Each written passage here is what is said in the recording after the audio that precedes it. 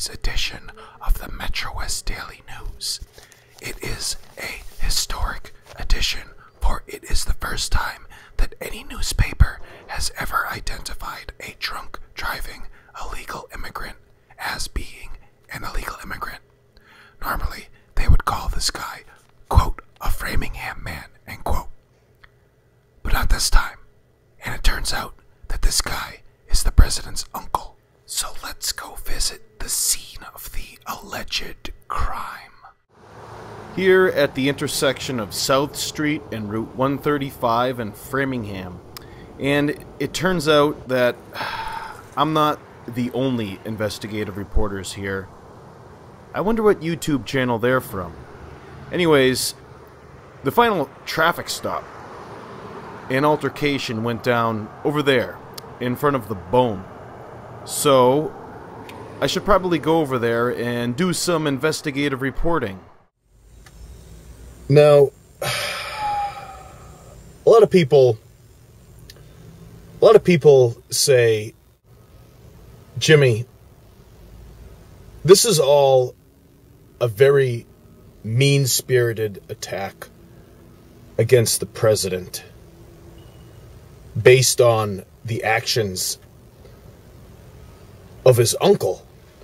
I mean, one day, one of your nephews is going to be president, and he might be embarrassed by you. But not for drunk driving. Well, what I would say to that is, yeah, I'm sure one of my nephews would become president and be embarrassed by me. But that's not even the point. All right? The point isn't that the president has yet another illegal alien relative living in the Boston area and driving drunk. The point is that we as Americans need to come together and ask ourselves, was Barack Obama's uncle eating food that Michelle Obama would disapprove of? The Chicken Bone sells chicken wings, and that's not health food. That's tasty food.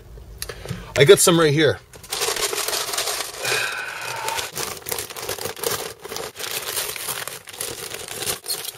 Versatile styrofoam tray.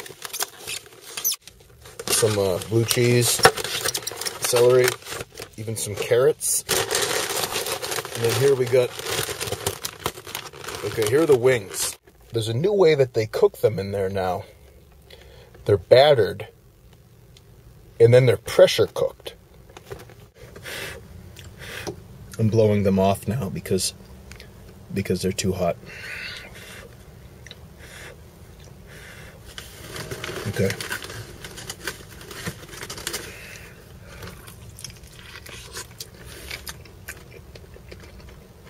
These are juicy. Why would anyone want to get boneless, skinless chicken? It's not juicy. You can't even eat it. So is Barack Obama's uncle going to be deported? You know, probably not. I mean, his half-sister, Auntie Zatouni, wasn't. But if it turns out that Uncle Omar was eating wings as tasty as these, you know, Michelle Obama, she might send him home. I couldn't blame Uncle Omar for coming here if he was here. No way Michelle Obama would allow Americans to eat food like this, given the chance. Or if she did, you'd go to get wings, and the big tray would be filled with celery and carrots, and the little tray would be filled with a couple of pieces of chicken. They're pushing to have carrot sticks as snacks in school. Now, I'm not against carrot sticks. I eat a lot of carrot sticks. I eat a lot of baby carrots. I eat a lot of adult carrots. But, you know, you need calories. You know, when you're hungry, you need a snack. If you're a kid in school, you need a snack, something that gives you some energy. But there's Michelle Obama telling our nation's schools, hey, you need carrot sticks in your vending machines. That's a terrible idea. Kids would be getting low blood sugar. They'd have to toilet. They'd have to go to they'd need a hall pass to go to the bathroom. But they wouldn't have the energy to run there. Yet they'd urgently need to go because they've had too many carrot sticks and celery. That would make quite a mess, you know. They should have vending machines at schools that dispense chicken wings from the bone.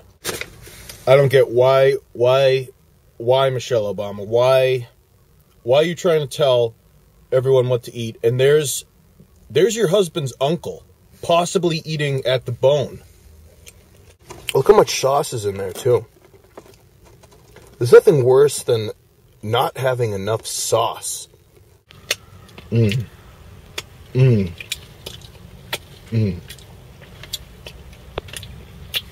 one of those people who keep on wiping your hands after each wing. Or if you're eating ribs, wiping your hands after each rib. Wait till you're all done to wipe your hands and face.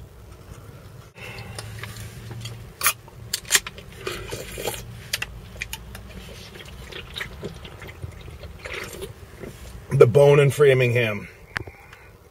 Check them out.